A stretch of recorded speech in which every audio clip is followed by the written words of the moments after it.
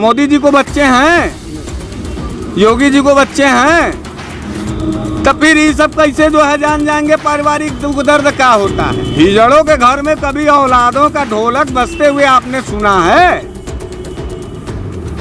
कभी आप बताइए।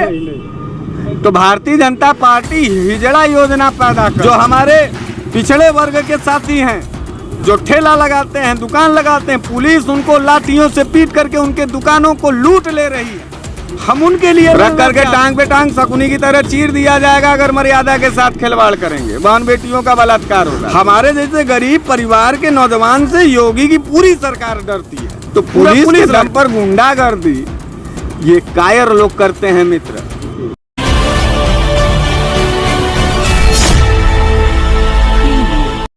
अभी ये कहा जाता है कि जब भी आप कभी भी किसी का इंटरव्यू देते हैं तो लोग आपके इंटरव्यू देखने के बाद सवाल उनके मन में ये आता है कहीं ऐसा तो नहीं कि आप चुनाव भी लड़ेंगे?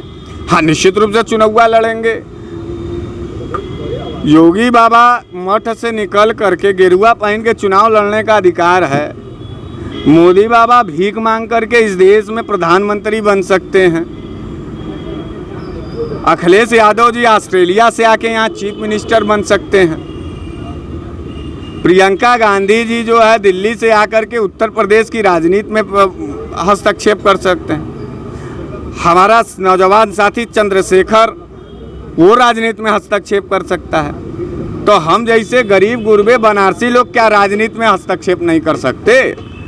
राजनीति में हस्तक्षेप पत्रकार महोदय नहीं करेंगे तो हमारे वर्ग, हमारे समुदाय, हमारे समाज, हमारे बनारस की आबो हवा पर जो सवाल है, जो हमारी रोटी, हमारी जो रोजगार का सवाल है, वो कौन लड़ेगा?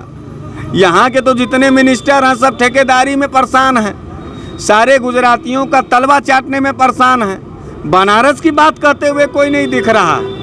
बनारस की बात अगर कोई करते हुए दिख रहा है तो उसको जेल में ठूस दिया जा रहा है, मुकदमे लगाया जा रहा है, मेरे ऊपर मुकदमे लगाया जाता। हमारे जैसे गरीब परिवार के नौजवान से योगी की पूरी सरकार डरती है।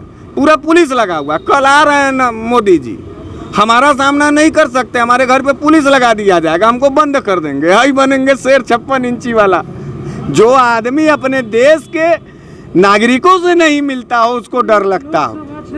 और लोकसभा क्षेत्र बनारस, हम बनारसियों से नहीं मिलते हैं, डर के मारे पुलिस लगा देते हैं। तो पुलिस के दम पर गुंडागर्दी ये कायर लोग करते हैं मित्र, भौकाली लोग करते हैं मित्र।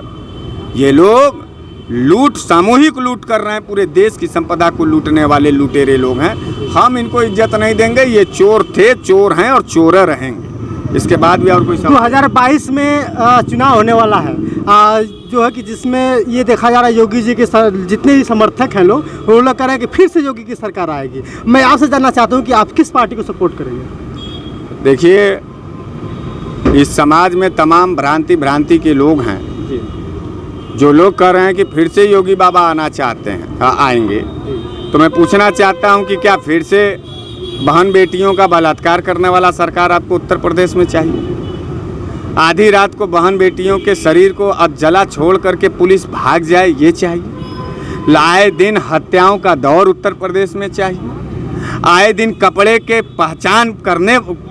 पर पहचान करने वाला नेता चाहिए? हिंदू मुसलमान करने वाला नेता चाहिए? शिक्षा रोजगार पर बात करने वाला नेता नहीं चाहिए?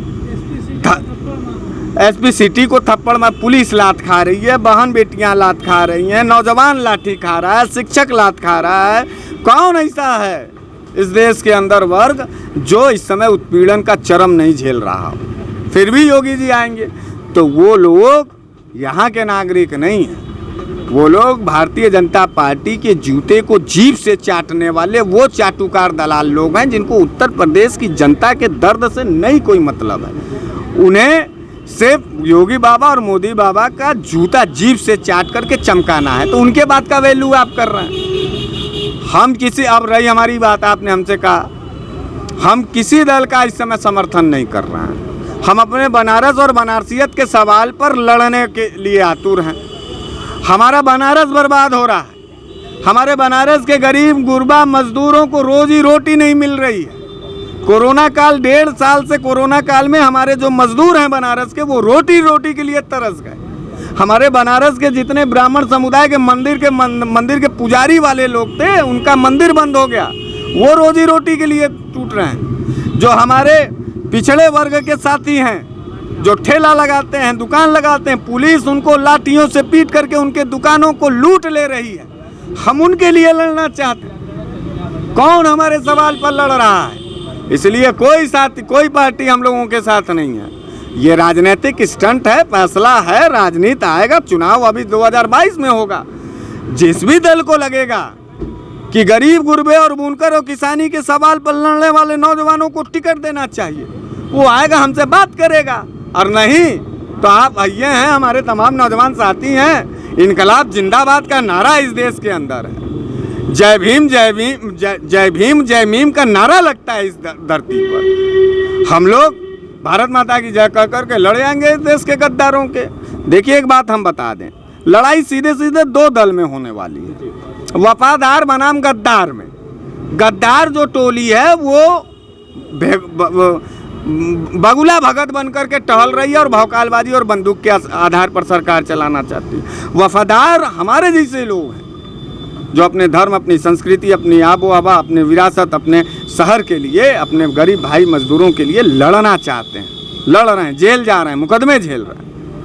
तो वफादार बनाम गद्दार की लड़ाई सन 2022 में है और हम गद्दारों के छाती पे चढ़ करके एक नई सरकार का गठन करेंगे जिसमें वफादार चेहरे नजर आएंगे आपको।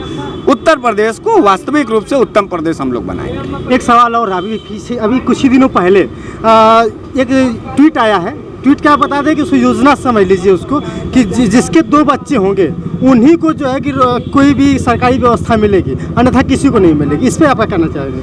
योगी बाबा कितने भाई बहन हैं मालूम है पत्रकार आपको? जी आप 9 भाई बहन है, उसमें से 7वें बच्चे वो खुद हैं। जिसको अपने खुद परिवार का कोई मूल्यांकन ना हो, वो लगा उत्तर प्रदेश के जनसंख्या पे नियंत्रण करने।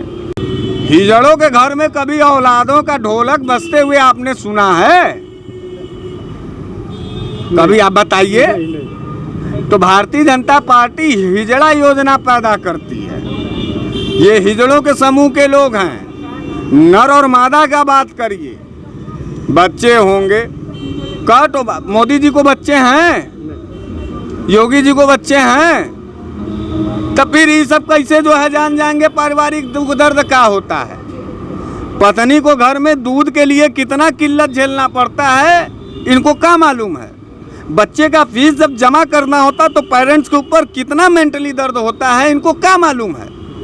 घर का सामूहिक जिम्मेदारी किस तरीके से एक पारिवारिक मुखिया निभाता है इनको क्या मालूम है।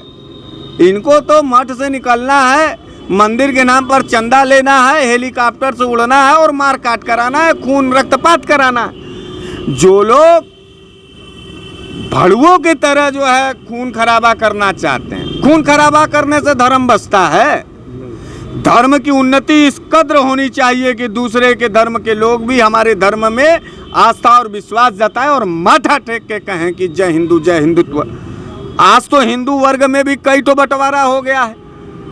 हिंदुओं से न बौद्ध धर्म के अनुयायी निकले हैं, आर्य धर्म के अनुयायी निकले हैं, जैन धर्म के अनुयायी हैं। क्या इनको योगी बाबा के कलेजे में हैसियत है कि सबको मर्ज करा करके कहें कि नहीं खाली एक हिंदू होगा, एक हिंदू बिरादरी ही करा सकते हैं? नहीं करा सकते। इनकी औकात कुछ है नहीं। ये खाली जो है बगुला भगत बन करके भौकाल और टेलर चलावे मरे गिरे लोग हैं। शासन सत्ता उत्तर प्रदेश का मिल गया है, अलाई मलाई खा लें, उसके बाद फिर मठ में जाएंगे, फिर उसके बाद भारत की जनता। आखिरी सवाल ये है कि अक्सर देखा जाता है तो क्यों आप भाजपा का ही विरोध करते हैं और ये कब तक करते रहेंगे? जब तक भारतीय जनता पार्टी इंसानों की बात नहीं सुनेगी, जानवरों की बात करेगी, मैं घुस जाऊंगा लिए दिए। हम बनारसी लोग हैं, हम बनारसियों को गूंगा और गुलाम समझते हैं। भारतीय जनता पार्टी के लोग घुस जाएंगे, फाड़ देंगे। हमारे शहर पर आकर के हमारा सांसद बनोगे और हम ही को हमारे ऊपर ही लाठी चलवाओगे, इतनी जरूरत हो गई। हमारी रोटी छीन जाओगे और हम बोलेंगे तक नहीं। गुजरात समझे हैं क्या? यूपी का बनारस है, यहाँ हर हर महादेव का नारा लगता है। 500 रुपया गुजराती वाले नहीं है जो आकर के हमारे बनारस में हर हर मोदी लगा देंगे। और आपको नहीं लग रहा है कि भारतीय जनता पार्टी का विरोध करना चाहिए? और ये किसने कह दिया कि हम भारतीय जनता पार्टी का विरोध करते हैं? हम सन 2003 से बनारस के सड़कों पे आंदोलन करते हैं। सन 2004 में कांग्रेस की सरकार बनी है, 4 से 14 तक का बनारस का राजनीतिक और LIU और IB रिपोर्ट निकाल के देख लीजिए। कांग्रेस को ठूस करके पीछे ढकेलने का काम किए। सपा की सरकार थी उसी में, बसपा की सरकार थी उसी में। तो भाजपा का हमारे पर्दार हैं कि हम उनसे निजी दुश्मनी रखे हैं? यार भाई, हमारा एक के बात है, नेता हो सरकार की हैसियत को समझो। खुद चला गली के गुंडे और गुंडों की तरह, मावालियों की तरह बात कर रहे हैं। मुख्यमंत्री बात करता है मावालियों की तरह बात, गुंडों की तरह जो है बात करता है हमारा प्रधानमंत्री। तो हम लोग क्यों नहीं बतियाएंगे अपने बनारसी भाषा में अपनी बात? इसलिए ये लुटेरे और चोर टाइप के लोग हैं, इनको इज्जत नहीं, इनको लात देने की ज़रूरत है। इनकी हैसियत और औकात समझ में आ जाएगी और हम लोगों का इस जीवन बच जाएगा। ज़िंदगी चाहते हो तो भाजपाइयों को गिरा के मारना सीख लो पत्रकार। ज़िंदगी में बहन बेटियों की इज्जत बचाना चाहते हो तो भाजपाइयों को मारना सीख लो। देश में रोटी अगर चाहते हो तो किसानों के पक्ष में दौड़ा के मारना शुरू करो भारतीय जनता पार्टी के नेताओं। इनका मन बढ़ गया है, ये घरों को जलवाना चाहते हैं, ये छातियों पे गोली चलवा करके शासन सत्ता में रहना चाहते हैं। इनको तो लातन मुक्का मार करके जमींदोज करना होगा, तब भारत देश बचेगा। तो दोस्तों, हमारी बातचीत हो रही थी बनारस की धरती से, बनारस वाले मिश्रा जी से। मुझे उम्मीद है कि इनकी बातचीत आपको अच्छी लगी होगी और इस वीडियो को अधिक से लाइक करें, कमेंट करें, शेयर करें